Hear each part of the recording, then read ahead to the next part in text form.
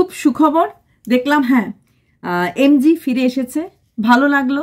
রোহন গাড়ি দিয়ে নিয়ে এসেছে, মানে ফ্লাইটে হয়তো এসেছে, মানে রোহন যেখানে এনেছে, যে একটা মাঠের মাঝে ওখানকার এরিয়ার কিছু মহিলারা এসেছিলেন, ওরা ওর মালা টালা দিয়ে ফুল টুল দিল, ওরা ওদের টাকা দিয়ে ওর জন্য এই ফুলের মালা ফুল কিনে নিয়ে এসেছিল।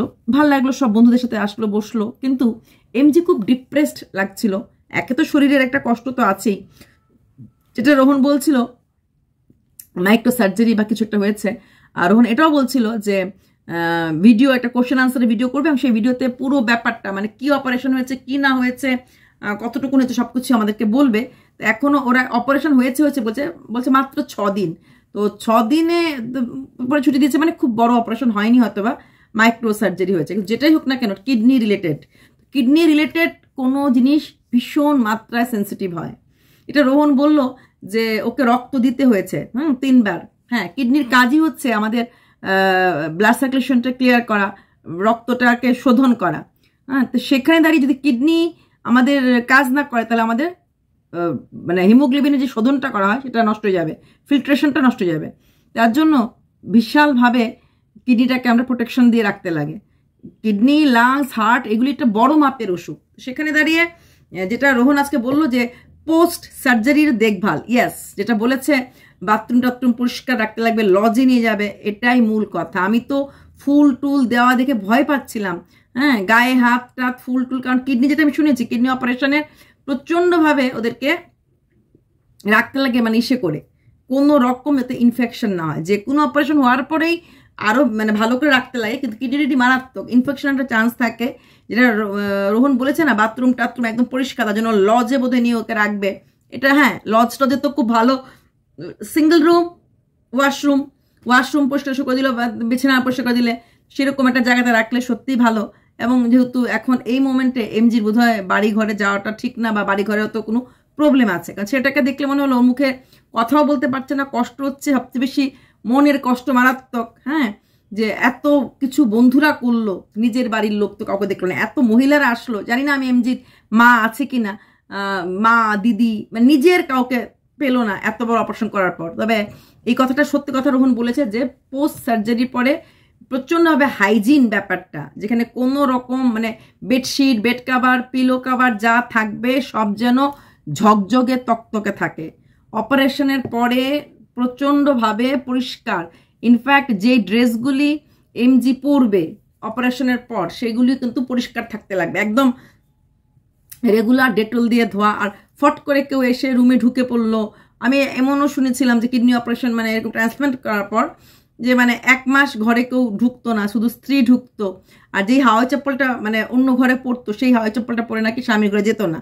দিনে দিনে অনেক পাল্টিয়েছে, সিস্টেমও পাল্টিয়েছে, আগের মতো তো অত কিছু নেই, জানি না এখন কি আছে। কিন্তু আমি এটা একজন এমন মহিলাকে শুনেছিলাম যার কিনা ভাইয়ের অপারেশন হয়েছিল, তখন বলেছিল ভাইয়ের অপারেশন হয়েছে, কিন্তু ভাইয়ের তো বউ ছাড়া ঘরে কেউ ঢোকে না, আর ঢুকলেও মানে বউ একদম হাতটা ধুয়ে ঢুকে, আর হাওয়াই চপ্পল যেটা ঘরে পড়ে সেটা হাজবেন্ডের ঘরে পড়ে যায় না। ওরও ওরকম একটা রুম আর ওয়াশরুম অ্যাটাচ করে রেখে দিয়েছে। আর খাওয়া দাওয়ার তো ভীষণ রেস্ট্রিকশন ছিল, তেল ঝোল তো প্রশ্নই আসে না, খাওয়া দাওয়ার ব্যাপারটা খুব দেখেছিল। এবং 1 মাস খুব বেশি আলো হাওয়া বাতাস কোনোটাই নাকি লাগাতো না, এরকম অনেক নিয়ম বলেছিল। ওরা বিশ্ব কলকাতাতেই অপারেশন করেছিল, কিডনি ডোনার দিয়ে কিডনি ট্রান্সপ্লান্ট করেছিল। তো এরকমভাবে ওরা নিয়মগুলি মেনটেন করেছিল, তো যেটা ওরা শুনেছি। আমার মনে হয় এখনও সেই নিয়মগুলি আছে, কারণ কিডনির ব্যাপারটা এরকমই একটু বেশ মানতে লাগে। যে কোনো অপারেশন হওয়ার পরেই, যে কোনো ব্লাড রিলেটেড অপারেশন হওয়ার পরেও কিন্তু, যেরকম আমরা দেখেছি রিমি রূপার ক্ষেত্রে, রূপা বলেছে 1 বছর ওদের ঘরে কেউ ঢুকতে পারে না, ওর শ্বশুর ঢুকতে দেয় না, হাত মুখ ধুয়ে ওরা বাইরের কাপড়গুলি বাইরেই রাখে, ওর রুমে ঢোকার সময় পরিষ্কার ধোয়া কাপড় পরে ঢুকে। 1টা বছরকে এরকম নিয়ম মানতে লাগবে, তার জন্য ওকে স্কুলে যেতে দেওয়া হয়নি। এবং 1 বছর একটা ইঞ্জেকশন দেবে, তারপরে নাকি ওকে স্কুল যেতে পারবে। এখন ওর বাবা মা দাদু যারা ঢোকে ওই ঘরটা ঢোকার সময় হাত পাটা ধুয়ে টুয়ে তারপর ঢুকে, আর বাইরের লোককেও অ্যালাউড করে না, কারণ ইনফেকশনের একটা ভয় আছে, ওর তো ব্লাডের ছিল প্রবলেমটা।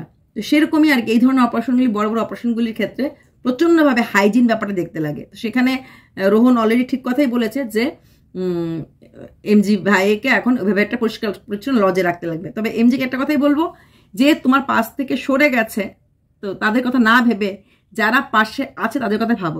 তোমাকে সবাই জিজ্ঞেস করছিল তোমার কি করতে ইচ্ছা করছে, তুমি বলেছো তো ওদেরকে মানে ওদেরকে জড়িয়ে ধরতে ইচ্ছা করছে। এটাই হচ্ছে মনের কথা। যারা এত দূর বা এত পরের লোক ছিল, যারা শুধুমাত্র বন্ধু ছিল, আজকে ওরা এতটা করতে পারছে। তাই ওদের মতো লোককে দেখলে জড়িয়ে ধরতে ইচ্ছা করবে যে কোনো মানুষেরই। কিন্তু প্রচণ্ডভাবে দুর্বল বলে মনে হচ্ছে। যখন গাড়িতে উঠেছে, উঠেই চোখটা বন্ধ করে দিয়েছে। চোখটা বন্ধ দুর্বলতার জন্য হতে পারে, চোখটা বন্ধ মন খারাপের জন্য হতে পারে, চোখটা বন্ধ হতে পারে একটু ব্যথা হচ্ছে, এরকমও হতে পারে।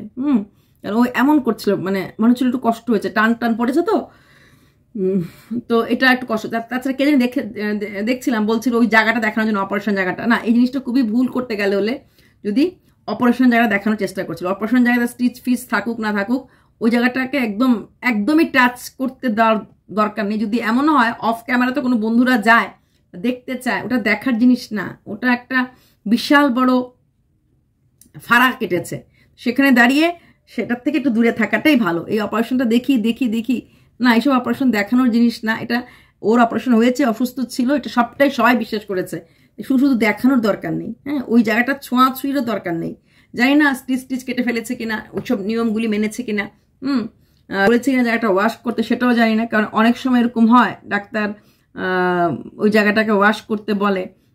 আমি চেন্নাইয়ের একজন ডাক্তার মানে একজন করেছি, ওনার বিষয়ে কিডনি ক্যান্সার ছিল, তো ওনাকে ওরকম অপারেশন করার পর প্রায় 1 মাসের মতো ওনার স্ত্রী নিজে ঘরে ড্রেসিং করতো।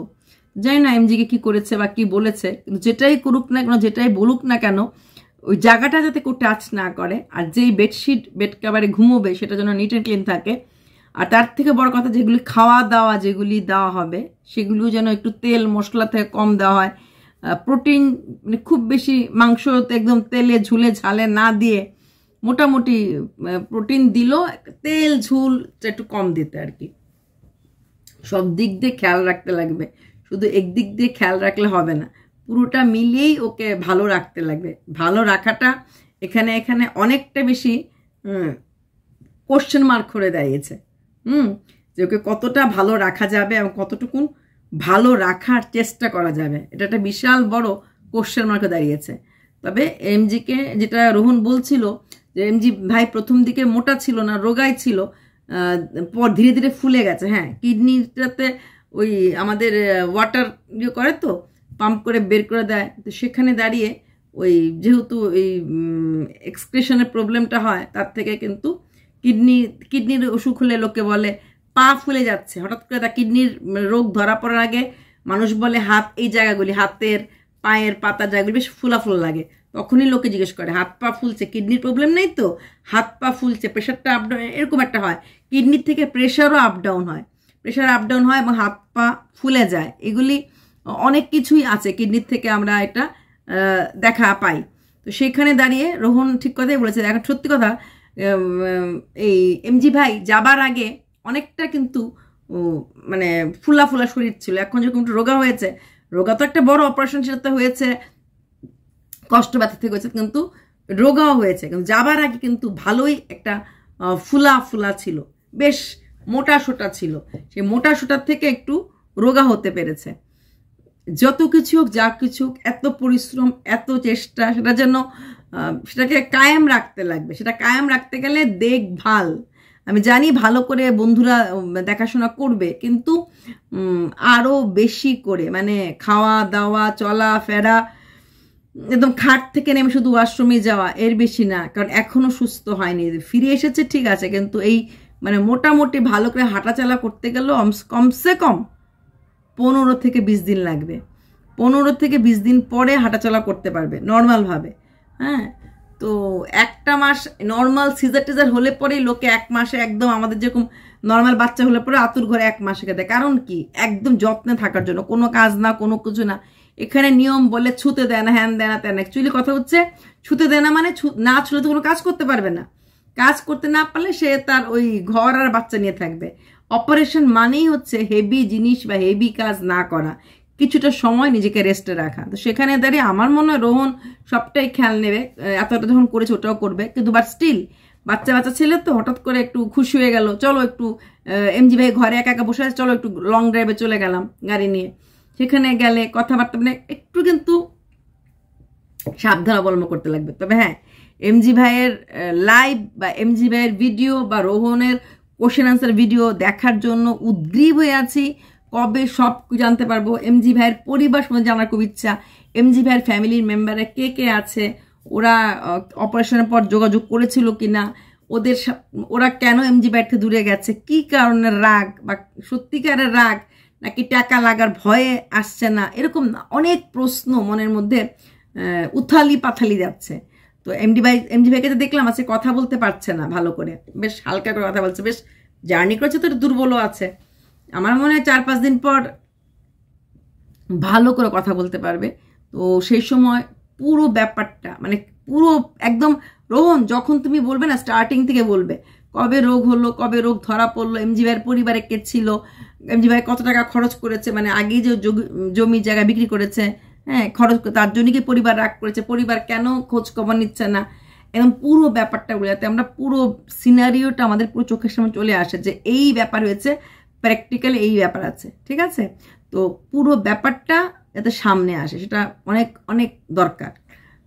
আশা করছি পুরোটাই আমাদের সামনে আসবে। এমজি ভাই ভালো থাকবেন, সুস্থ থাকবেন, আর পরিবারের কথা ভুলে যান। বলবেন ভুলতে চাইলে ভোলা যায় না, ভুলতে চাইলে ভোলা যায়। যে যারা আপনাকে ভুলে গেছে, যারা আপনারই খারাপ সময় পাশে থাকেনি, যাদের কাছে আপনার কোনো প্রয়োজন নেই, তাদের প্রিয়জন হওয়ার চেষ্টা আপনি করবেন না।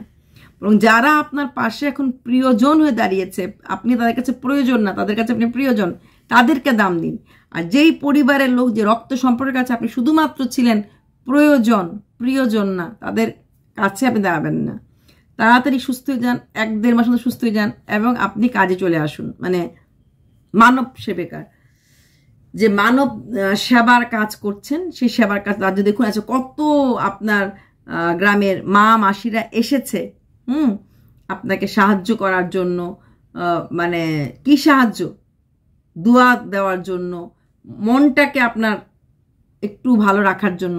এটাও এক ধরনের সাহায্য, যে তোমার পাশে তুমি একা নও, তোমার পাশে আমরা সবাই আছি। আশীর্বাদ, দোয়া সবই পেয়েছেন, এত সুন্দর স্বাগত করেছে ফুল দিয়ে, সেটাও পেয়েছেন। তাই এই সব কিছুটাকে মনে রাখবেন। আর যে জিনিসগুলি খারাপ সেগুলিকে আমরা ভিডিও এডিট করি, ট্রিম করে কেটে বাদ দিয়ে দিই। জীবনের যেই জায়গাগুলি ভালো লাগে না, এখন থেকে সেইগুলিও কেচির মতো কেটে আমার মনে বাদ দিয়ে দেওয়া উচিত। যে আমার এটা ভালো লাগছে না, ঠুস করে আমরা কেটে বাদ দিয়ে দেব। সেটা করা খুব দরকার, সেটা করা উচিতও আমার মনে হয়, খুব খুব খুব উচিত। তো আমিও আশা করব যে আপনিও সব কিছু ঠুসঠাস করে কেটে বাদ দিয়ে দেবেন। দরকার নেই, যাদের কাছে আপনার প্রয়োজন নেই, তাদের প্রয়োজন আপনার জীবনে নেই, সেটা বুঝিয়ে দেবেন। আর একটু সুস্থ যখন কাজ করতে শুরু করবেন, দেখবেন আবার সেই লোকগুলি আপনার পাশে আসবে। মানে সংসারটাই এরকম, কাজের সময় চলে যাবে, কাজ ফুরিয়ে গেলে চলে যাবে, কিন্তু যখনই আপনি একটু ওপরের মহলে যাবেন, আপনি একটু ওপর দিকে যাবেন, তখন দেখবেন সবাই এই তো আমার ভাই, এই তো আমার দাদা, এই তো আমার ভাইয়া। তখন কিন্তু বলার লোক অভাব হবে না। এখন আপনি একটু অসহায়, তো আপনার পাশে কেউ নেই। যখন আপনি অনেকের সহায় হবেন, আপনার পাশেও প্রচুর লোক সহায় হয়ে দাঁড়াবে। তখন আপনি ওদেরকে চেনার চেষ্টাটাও করবেন না। যারা আজকের দিনে আপনাকে চিনছে না, ভবিষ্যতে আপনি তাদেরকে চেনার চেষ্টা করবেন না। টেক কেয়ার, সুস্থ হয়ে যান। লাইভ ভিডিও যাই আনুন না কেন, তার জন্য অধীর আগ্রহে ওয়েট করছি। বাই।